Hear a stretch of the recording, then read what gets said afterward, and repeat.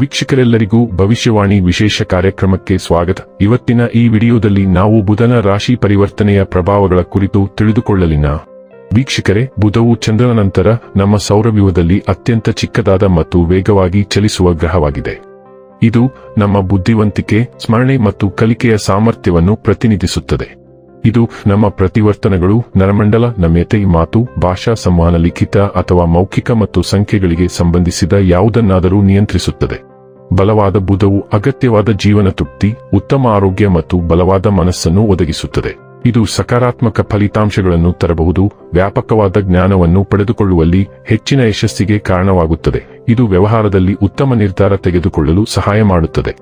ತಮ್ಮ ಜಾತಕದಲ್ಲಿ ಬುಧ ಬಲವಿರುವವರು ಸಾಮಾನ್ಯವಾಗಿ ಊಹಾಪೋಹ ಮತ್ತು ವ್ಯಾಪಾರದಲ್ಲಿ ಉತ್ತಮ ಸಾಧನೆ ಮಾಡುತ್ತಾರೆ.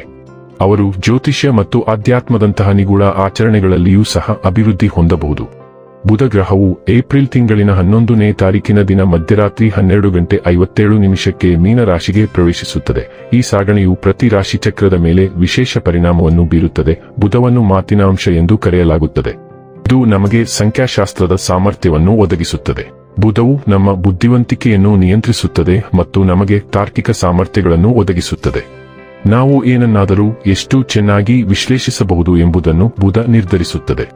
ಬುಧ ಗ್ರಹವು ಭಯಾನಕ ಸ್ಥಿತಿಯಲ್ಲಿದ್ದರೆ ವ್ಯಕ್ತಿಯ ಮಾತು ಯಾರನ್ನಾದರೂ ವಿರೋಧಿಯನ್ನಾಗಿ ಮಾಡಬಹುದು.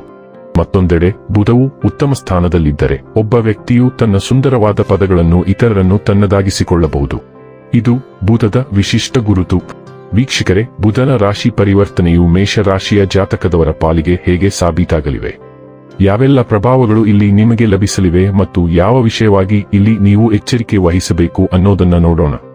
ಮಾಹಿತಿ ತಿಳಿದುಕೊಳ್ಳುವುದಕ್ಕೂ ಮುನ್ನ ನಮ್ಮ ವಿನಂತಿ ಎಂದರೆ, ನೀವಿನ್ನೂ ನಮ್ಮ ಚಾನೆಲ್ ಸಬ್ಸ್ಕ್ರೈಬ್ ಮಾಡಿಲ್ಲವೆಂದರೆ ದಯವಿಟ್ಟು ಈಗಲೇ ನಮ್ಮ ಚಾನೆಲ್ ಸಬ್ಸ್ಕ್ರೈಬ್ ಮಾಡಿ. ಜೊತೆಗೆ ನಿರಂತರ ವಿಡಿಯೋ ಅಪ್ಡೇಟ್ಸ್ಗಳಿಗಾಗಿ ಪಕ್ಕದ ಬೆಲ್ ಐಕಾನ್ ಕ್ಲಿಕ್ ಮಾಡಿ. ವೀಕ್ಷಕರೇ, ಮೇಷರಾಶಿಯಲ್ಲಿ ಜನಿಸಿದ ವ್ಯಕ್ತಿಗಳಿಗೆ ಬುಧನ ಈ ಸಂಚಾರವು ಅತ್ಯಂತ ಶುಭವಾಗಲಿದೆ. ನೀವು ನಿಮ್ಮ ಕಾರ್ಯಗಳನ್ನು ಹೆಚ್ಚಿನ ಸ್ಪಷ್ಟತೆ ಮತ್ತು ಹೆಚ್ಚು ಪ್ರಾಯೋಗಿಕ ರೀತಿಯಲ್ಲಿ ನಿರ್ವಹಿಸಲು ಸಾಧ್ಯವಾಗುತ್ತದೆ.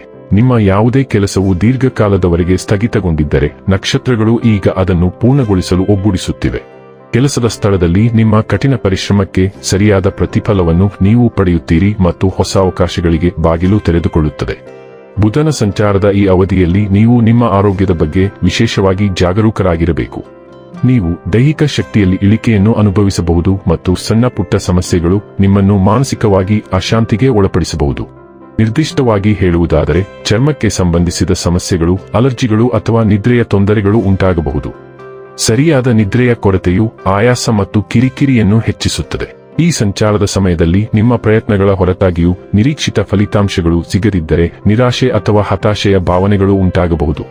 ಕೆಲಸದ ಸ್ಥಳದಲ್ಲಿ ವಿರೋಧಿಗಳು ಸಕ್ರಿಯರಾಗಬಹುದು ಮತ್ತು ನಿಮ್ಮನ್ನು ಮಾನಸಿಕವಾಗಿ ತೊಂದರೆಗೊಳಿಸಲು ಪ್ರಯತ್ನಿಸಬಹುದು. ಅಂತಹ ಸಂದರ್ಭಗಳಲ್ಲಿ ನೀವು ವಿವಾದಗಳಿಂದ ದೂರವಿರುವುದು ಮತ್ತು ವಿಷಯಗಳನ್ನು ಶಾಂತವಾಗಿ ನಿಭಾಯಿಸುವುದು ಉತ್ತಮ. ಸ್ಪರ್ಧಾತ್ಮಕ ಪರೀಕ್ಷೆಗಳಿಗೆ ತಯಾರಿ ನಡೆಸುತ್ತಿರುವ ವಿದ್ಯಾರ್ಥಿಗಳಿಗೆ ಈ ಅವಧಿಯು ಸವಾಲಿನದ್ದಾಗಿರಬಹುದು.